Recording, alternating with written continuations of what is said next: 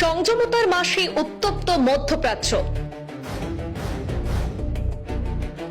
America ইসরায়েলের যৌথ হামলায় ইরানের একাধিক সরকারি দপ্তর ক্ষতিগ্রস্ত হয়েছে। পাল্টা পশ্চিম এশিয়ায় একের পর এক মার্কিন ঘাঁটি লক্ষ্য করে হামলার দাবি ইরানেরও। ইরানের হামলার জেরে কাঁপছে কাতার, আবুধাবি ও বাহরাইন।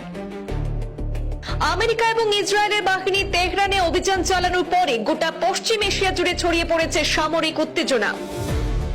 দক্ষিণ ইরানের সেনা ঘাঁটি লক্ষ্য করে আমেরিকা ইসরায়েলের ক্ষেপণাস্ত্র হামলার খবর। ইসরায়েলের আক্রমণে নিহত ইরানের প্রতিরক্ষা মন্ত্রী আমির নাসিরজাদে। ইরানের মিনার শহরে গুরুতরভাবে ক্ষতিগ্রস্ত একটি স্কুল ভবন, মৃত্যু অন্তত 40 ছাত্রীর বলে খবর। মধ্যপ্রাচ্যে সকল বিমান বাতিল করল এয়ার ইন্ডিয়া। আন্তর্জাতিক উড়ান পরিষেবাতেও বড় প্রভাব, সম্পূর্ণরূপে বন্ধ করে দেওয়া হয়েছে 8 দেশের আকাশ সীমা। পরিস্থিতি ক্রমশ জটিল আকার ধারণ করায় সৌদি সহ একাধিক দেশ সাময়িকভাবে আকাশপথ বন্ধের সিদ্ধান্ত নিয়েছে। সংঘাতের আঁচ পৌঁছেছে তেল আবিবেও। পাশাপাশি আরব আমিরশাহী, কাতার এবং বাহরাইনে উদ্বেগের আবহ তৈরি হয়েছে। ইসরায়েলে থাকা ভারতীয়দের জন্য সতর্কবার্তা, ভারতে চালু হলো হেল্পলাইন। ইসরায়েলে থাকা ভারতীয়দের নিরাপত্তার দিকে কড়া নজর রয়েছে বলে জানিয়েছে ভারতীয় দূতাবাস। গোটা মধ্যপ্রাচ্য জুড়ে এখন সামরিক উত্তেজনার আবহ।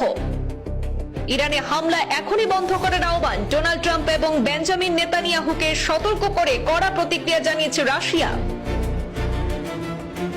মার্কিন যুক্তরাষ্ট্রের প্রত্যক্ষ সহায়তা ইরানের উপর হামলার পর তেহরানের পাল্টা অভিযানে মধ্যপ্রাচ্য জুড়ে ছড়িয়ে পড়েছে সামরিক উত্তেজনা।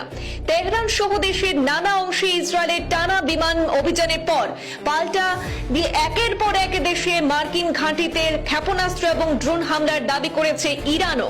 উপসাগরীয় অঞ্চলের 4টি গুরুত্বপূর্ণ মার্কিন ঘাঁটি এবং এয়ারবেসে ক্ষেপণাস্ত্র হামলার খবর সামনে এসেছে। সবার আগে বাহরাইনে মার্কিন যুক্তরাষ্ট্রের সেনা ঘাঁটিতে মিসাইল হামলার খবর পাওয়া যায়। এরপর সংযুক্ত আরব আমিরশাহীর আবুধাবি, কুয়েত, কাতারের বিভিন্ন বায়ুসেনা ঘাঁটিতে ইরানের মিসাইল আঘাত হেনেছে বলে দাবি। হামলার খবর এসেছে জর্ডান থেকেও। হামলার পর বাহরাইনে সতর্কতামূলক সাইরেন বাজানো হয়।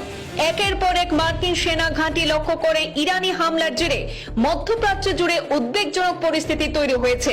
মধ্যপ্রাচ্য জুড়ে উত্তেজনাকর পরিস্থিতিতে কুয়েত এবং সংযুক্ত আরব আমিরাতে সাময়িকভাবে আকাশপথ বন্ধ রাখা হয়েছে। জর্ডান, কাতার এবং ইউএইতে সেখানে মার্কিন দূতাবাস কর্মীদের শেল্টার ইন প্লেস নির্দেশ জারি করা হয়েছে। জেরুজালেম সহ ইসরায়েলের বিভিন্ন অংশ লক্ষ্য করে ইরান থেকে ব্যালিস্টিক মিসাইল ছোড়া হয়েছে বলে দাবি। ইরানের হামলায় আবুধাবি থেকে প্রাণহানি খবর পাওয়া গেছে বলে সূত্রের দাবি। ইরানি সংবাদ মাধ্যমে বলা হয়েছে তাদের হামলায় মার্কিন সামরিক সম্পদের উল্লেখযোগ্য ক্ষতি হয়েছে। যদিও ইসরায়েলের দাবি যে ইরান থেকে ছোড়া বেশ কিছু ক্ষেপণাস্ত্র মাঝপথে প্রতিহত করা হয়েছে। বিশেষত কাতারে প্রতিরক্ষা ব্যবস্থা সক্রিয় ছিল। হতাহতের সংখ্যা বা প্রকৃত ক্ষয়ক্ষতির পরিমাণ এখনো স্পষ্ট নয়। তবে ইরানের মিনার শহরে গুরুতরভাবে ক্ষতিগ্রস্ত হয়েছে এই হামলায় একটি স্কুল ভবন। সেখানে মৃত্যু হয়েছে অন্তত 40 পড়ুয়ার, এমনটাই খবর পাওয়া যাচ্ছে। এছাড়াও ইসরায়েলের আক্রমণে নিহত হয়েছেন ইরানের প্রতিরক্ষা মন্ত্রী আমির নাসিরজাদে, এমনটাও কিন্তু খবর পাওয়া যাচ্ছে। বাহরাইনে মার্কিন নৌবহরের সদর দপ্তর, সেখানে ইরানের ব্যালিস্টিক মিসাইল হামলার একটি ভিডিও সামনে এসেছে বলে জানা গেছে। এদিকে ইসরায়েলে থাকা ভারতীয় নাগরিকদের সতর্কবার্তা পাঠিয়েছে ভারতীয় দূতাবাস।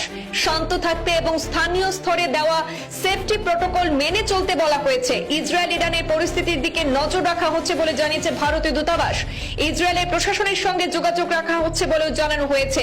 দূতাবাস থেকে জানানো হয়েছে যে ইসরায়েলে থাকা ভারতীয় নিরাপত্তার দিকে কড়া নজর রয়েছে।